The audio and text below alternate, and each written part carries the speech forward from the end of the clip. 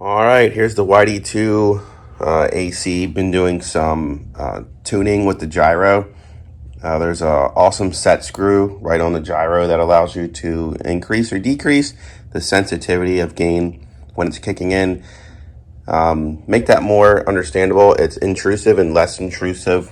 Stability traction control is what that would translate to with, I guess, in the real automotive world.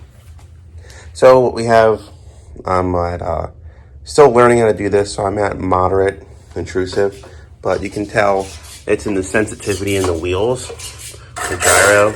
But let's see if we can get some controlled dips.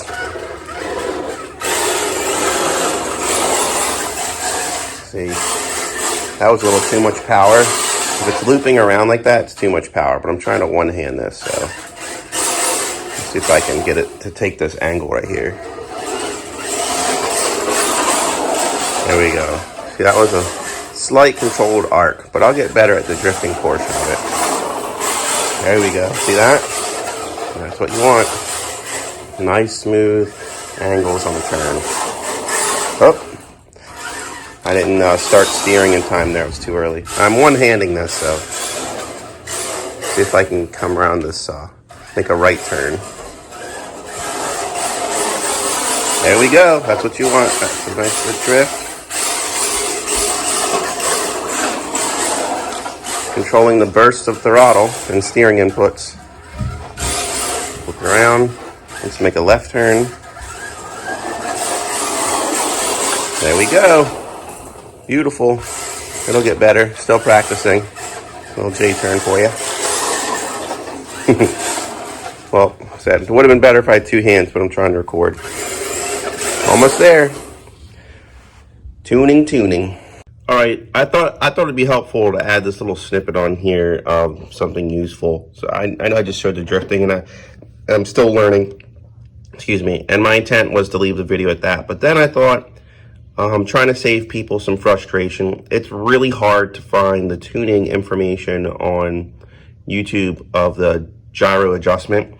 There's a couple companies out there that talk about it, but it was in a different language. I found one that was in Japanese and one that was in, I don't mean this in any disrespectful way, but I don't know if it was Tibetan or something, but I could not understand what they were doing. So for the watchers who, the English watchers, just to help you maybe take some shortcuts in life and frustration, this is an excellent car.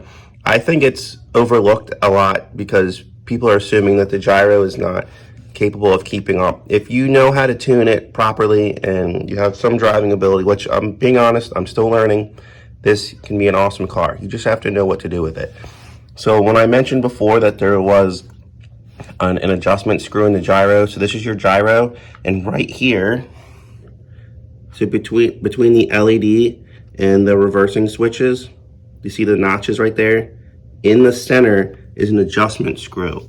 You have to be very careful now when you're making your adjustments. So you have these notches to help you indicate. I'm not even turning them full. So what I did to get a good understanding, I turned it all the way to the left, which is completely disabling it. So you're strictly driving by your remote. No intrusiveness of the gyro system.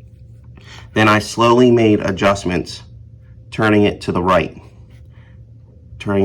this way. That makes the gyro sensitivity or the intrusiveness go up. So you're getting more technology to help you steer the vehicle. So turn it all the way down, close, and don't force it. If it stops, it stops. Do not force that little screw in there. You could easily break that. So turn it to where it stops and make your slow adjustments to the right. Do your test trials, of course, with a body off, just so you can, for the sake of time, adjusting it, and take small angles. Do not do power slides off the bat. Do it slow. Do the small turns like you saw me doing right there just moments ago, and figure out the small drift lines. And you'll feel it. You'll notice the sensitivity in the steering will kick up, and the power will be different.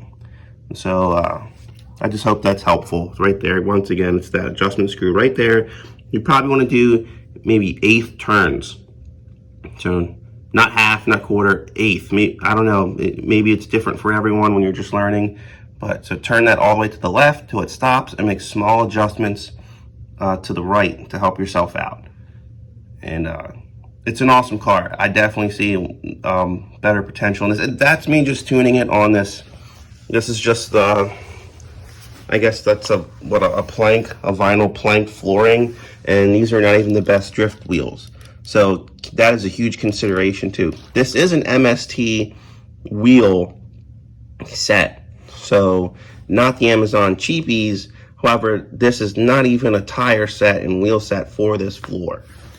So big consideration if you're using the proper wheel set and tires and tuning this. I see how you could get better control.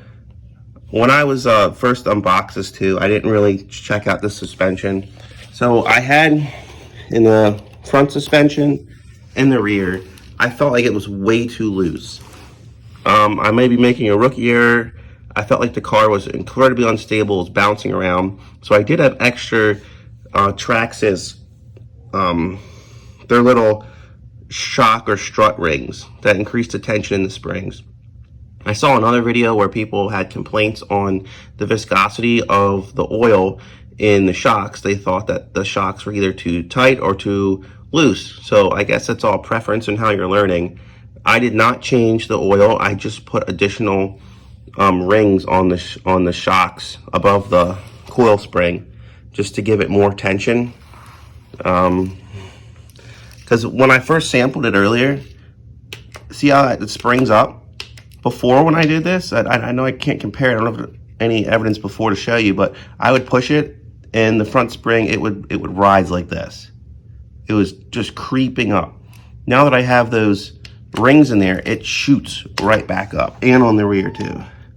It's hard to tell because of this diffuser back here, but it's a huge difference in controlling. So just some helpful hints. I showed you some adjustment on the gyro. My personal preference, I do think you have to put more spacers in the shocks or struts and above the coil springs. And I'll have a video coming out soon of me painting the Subaru body right here.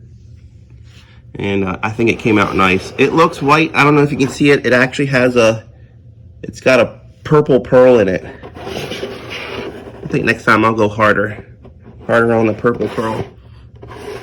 Made the hood black. Came out nice though. The yellow pops cool on the white. So probably do some underglow on it or something, because this kit did not have the light buckets. Those are decals. That's my only complaint of that. It's an HPI body. I should have got something with light buckets or left them open, but the Subaru has such a wide headlight housing. If I left that blank, it would basically be like another window on the car. Anyways, this video's run long enough. I'll combine it with the previous one. So hope you enjoy, and I hope that saved you some chaos. Signing out.